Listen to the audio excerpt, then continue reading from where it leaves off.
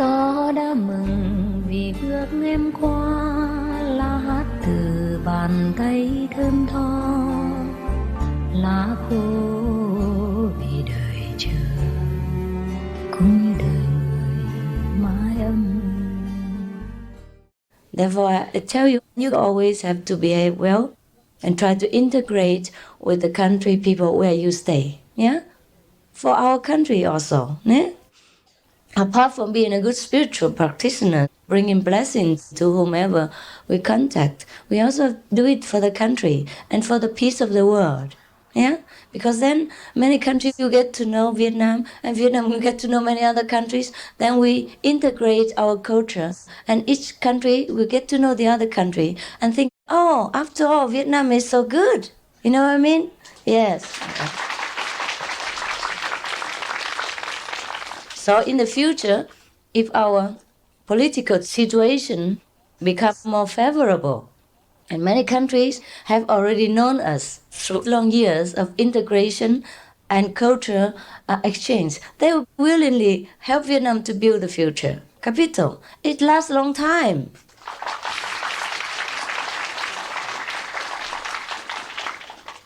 So wherever you go, whatever you do, don't think you do it for America or anybody alone. You do it for the whole world. Yeah? If not for Vietnam, we have to think bigger. Yes, because Vietnam is also one of the countries. And whatever happens in one country generally affects the whole world also. Eh? You know that. Because if every nation is developed and peaceful, then in turn the world will be peaceful. Is that not so? Yes. So at least we take care of our house, right? Yes. And now we don't have a house. You say you don't have a country, so you take this country as yours, yeah? But by the way, what you do here will affect the future of our first motherland. So don't worry, nothing will get lost. Nothing will go wasted, yeah? Whatever I teach you will benefit you for a long, long time and benefit the whole world in the long term, yeah? So try your best to follow. And don't worry about my clothes and my makeup. The result speaks for my action. Okay? Don't judge my action, judge my result. All right? Yeah.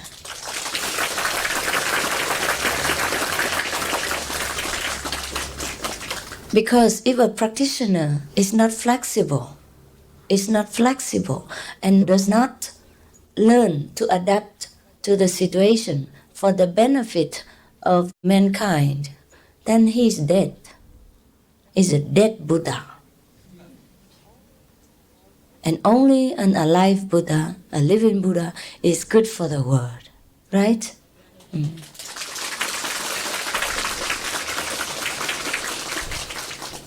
That's why I have taught you to take care of yourself. Yeah? Do your job right. Work. Use your wisdom to take care at least your family. And whatever spare, we can help the desperate. Then we can contribute not only spiritually to the world, to help to clean the atmosphere of the world, but also financially, physically, and many other aspects. We have to develop all directions to become a perfect being. Is that not so? Yes. If you say you're a perfect being and you develop only one, like wisdom, okay, what is the use of your wisdom? Since we are living in this world and we have owed so much to this earth since we were born, at least physically. And now we're grown up, we can stand on our feet, we repay some kindness, right? Yes. So each one has to be responsible for his own finances and family. That I told you again and again and again. And now you know why. Do you know? Yes. Yeah, good. So what I teach you is truly beneficial. Not because I control you, tell you what to do, but you see the result of it. Yeah? Yes. Now, if I tell you, oh, follow me, shave your head. Yeah, wear the monk's robe. That's the holiest thing we can do. So what should we do now? When the fire comes, we have no money. And we have to go begging for ourselves. How can we give to the people who are having flood disasters or fire disasters and all that? You understand what I mean? Yes. Therefore, be strong. Be a giver, not a taker. Because that's the way of the saints. If you call yourself a saint or you practice a saintly conduct and you always go and depend on somebody else, this is nonsense. If you can't take care of yourself, how can you say you will take care of other people? If a master can't even take care of herself or himself, how can he boast of taking care of the whole world or other disciples? Okay, a master takes care of the disciple spiritually, there's no doubt. There's no doubt. That's the duty of a master. But you can't trade that. You can't trade that for material support.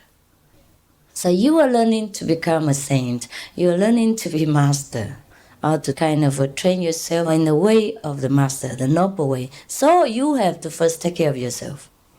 Then you can say, I know how to take care of others. Right? Right.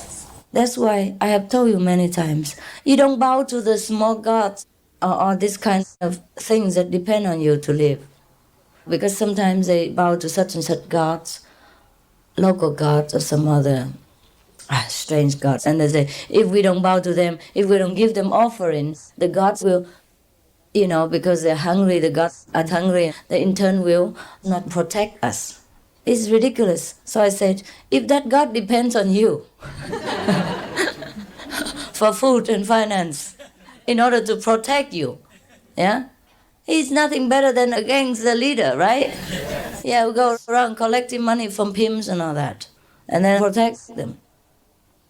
If God is an exchange agent, then we can go and bow to the bank, yeah, or the exchange bureau. What is the use of bowing to any God to protect us? We are gods. We protect ourselves.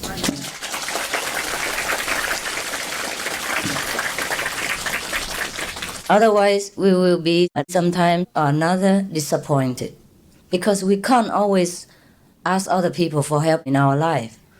Sooner or later, our conscience will begin to stir up and feel very bad about it. Or it becomes like a habit, and we lose our power of independence, and that's very expensive. Capito?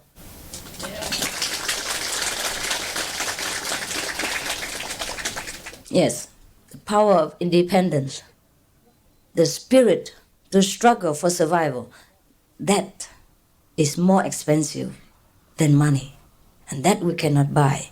Keep it.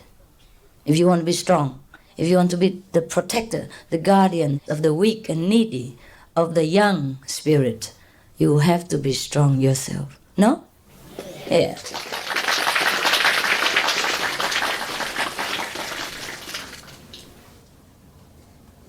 It's very simple, this life. If your house is too big, mortgage too much, you buy a smaller house, right? Or rent that to someone else more wealthy. For example, like that. Don't get yourself into financial trouble and become dependent, because we lose our pride then. We lose our self-respect. We can't sell it for money. Understand? Yes. Yes. Therefore, I always tell you, support yourself, right? So you never be dependent. Of course, we have disaster sometimes, unexpected circumstances. Then at that time, we have to think fast, yeah? Or we can receive some help. When it's really emergency, like these people in the fire, they have a fire, all the houses were burned, $1 million houses. Now, suppose they have insurance, fine, but now they have nothing. They're on the street, so of course they need help from someone else. Nobody says anything about that. If it were me, I also would do that. I also receive help. If I am on the street and cold and have nothing to eat and somebody helps me, I accept that. I would not be too proud to accept help when I need it. Because later you're strong, you work, and you help again in the society. Have the next fire, no problem. That's no problem. So when you're in trouble like that, don't say, Master says you have to be independent. And you cannot receive help from anybody, so now I have to die. Right? Yeah. Be flexible, yeah? Learn my teaching and assimilate it, digest it, and use it for different circumstances, You have to know what's right, what's wrong. Don't always say, Master say like this, and it has to be like that. That is brilliant idiocy. It's not good. So, for example, I have told you already, people keep asking me all the time about why I put makeup on, why I wear like this, why I don't wear monk's robe. Why should I wear monk's robe? What is the use of the monk's robe now? When I sit here with you, whether I wear monk's robe or I wear makeup, what difference does it make to you? I don't have to say any reason first. And what difference does it make to you? What I put on this skeleton, what difference does it make to you or to me? Right? Right. But because society demands, and now I'm in different position and different influential power, I have to do this like this. It's good for you, good for people, and good for the connection with the whole world. Yeah? So that I can help more people. Instead of clinging to my rope and helping only myself and a few who are attached to that kind of outer appearance and move nowhere beyond that. Capito? Yes. So whatever you learn from the saints of different teachings, learn and make it your own. Learn and be flexible. Huh? The Buddha said the same thing. Don't say I am teaching different from the Buddha. Don't say I don't wear the same clothes as the Buddha. The Buddha say what? My teaching is like a raft only. When you already cross the river, you don't carry the raft on your head and on your shoulder. That becomes your obstacle then. When you cross the river from this side, you need the raft in order to carry you across. But once you arrive at the other shore, you don't carry the raft with you all the time. Because the raft before was the one helping you, was the helping instrument. Now, in this situation, it becomes an obstacle. Understand what I mean? Yes. And then you will bump into all of the trees and the people around you when you carry the raft on your head all the time, and you get tired from that. Because you say, well, the raft is the one that helped me. You know, I have to be faithful to it. I have to sleep with it, carry it all over, and go to my grave with it. Isn't that ridiculous? Similarly, right? The monk's robe was the one I thought was helping me to fend off the world so that no boyfriends would come and disturb me. Well, I used to attract boyfriends. Not that I had that many, but I attracted them. So then I thought that would be good and also afford me to go around to see different society and people wouldn't wonder why I go around so much. Yeah, monks can go around and learn, that's okay. But now I've learned, right? I have mastered what I learned.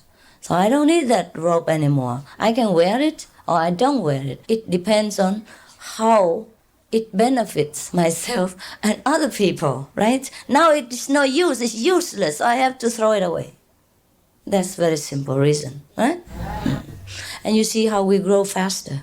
Because before I wasn't famous. Okay, I can wear anything. I wear monk's robe, okay. But I don't need it anymore. And that's a hindrance now to me and to you also. Because you will be attached to my robe all the time. And you think if you don't wear that, you never become a Buddha. Nonsense. I could swear, but I just say nonsense.